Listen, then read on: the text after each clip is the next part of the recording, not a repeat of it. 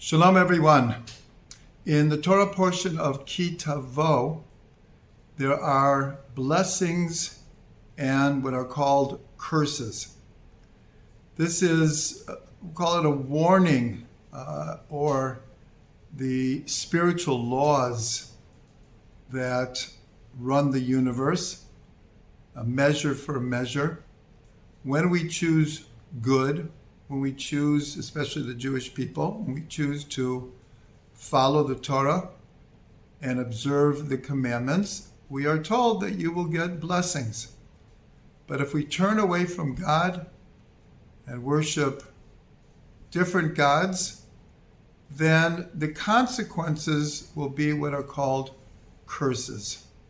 The whole book of Deuteronomy runs through this theme over and over again of blessings and curses, but we're told ubacharta b'chaim, that we have free will and none of the curses have to happen.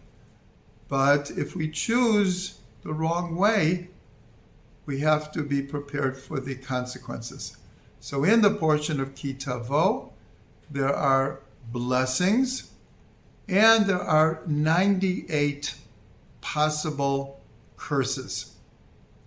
What's interesting is in the book of Leviticus, there is also a series of blessings and curses, and there are 49 curses, exactly half. And it's explained that the curses in the book of Vayikra relate to the time of the first temple. And the curses, again, they didn't have to happen. This is a general principle in all of the words of the prophets, that any of the what we'll call negative prophecies did not have to happen. If people would have chosen a different path, would have changed their ways, then they did not have to happen.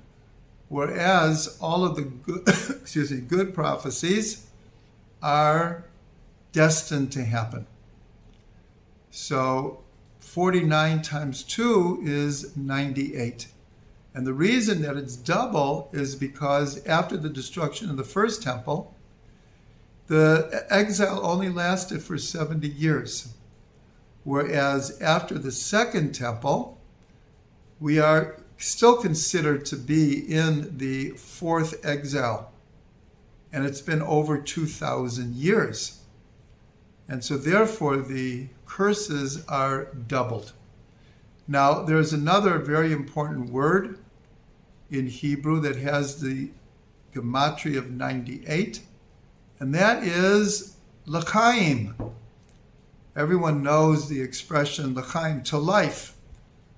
I think maybe on the world scene it was Tevye in Fiddler on the Roof that made this expression recognizable in the whole world. L'chaim. But the truth is that the Jewish people are a people who believe in life. And despite all of our history, everything that we've gone through, we cling to life. We honor life. We do what we can to preserve life, and we try to live life to its fullest. So this also has a gematria of 98. So we're told a simple parallel here is that when we say l'chaim, it should take away any possible curses or negativity or anything bad in the world. We want to emphasize the good, emphasize life. Some people have a custom when they say l'chaim to say l'chaim tovim, for a good life. Because we know a person can be alive, but can be full of problems and obstacles and frustration and sickness and chas v'shalom.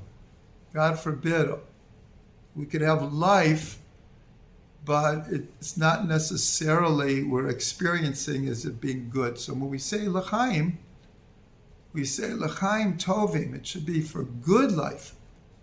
If already, it should be for good life. Now, there is a method in Jewish numerology which takes the gematria of a word, but then divides it by how many letters in the word, in order to find what's the common denominator, what's the bottom line theme of that word that has a certain gematria. So instead of taking l'chaim, if we just take chaim, chaim equals 68, and it has 4 letters, chet, yud, yud, mem. So if you divide 68 by 4, you get 17. 17 is the gematria of tov. So when we bless people, l'chaim tovim, we are trying to get to the essence of what the blessing is that life should be for good, should be experienced as good, and we should all have only chaim tovim.